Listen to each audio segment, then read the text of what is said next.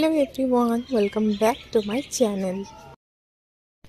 তোমাদেরকে আমি আগের ভিডিওতে আমার ছোট্ট ম্যাও পুটুসের মর্নিং রুটিন শেয়ার করেছিলাম। আজকের ভিডিওতে তোমাদেরকে আমি দেখাবো পুটুস ছাদে এসে কি করে। পুটুস ছাদে এসে রোদে গড়াগড়ি খেতে খুব পছন্দ করে। আর ছাদে যে ফুল গাছের টবগুলো দেখছো, সেই টবগুলোর থেকে ও ঘাস খায়। ছাদে জলের ব্যবস্থাও আছে, যদিও জল খেতে চায় তখন ওকে জলও খেতে দিই। ছাদে নানা রকমের পাখি আসে, সেই পাখিগুলোকেও দৌড়ে দৌড়ে ধর। আর রোদের মধ্যে বেশ করে গাটা এলিয়ে দিয়ে ও কিন্তু ঠিক এইভাবেই বসে থাকে।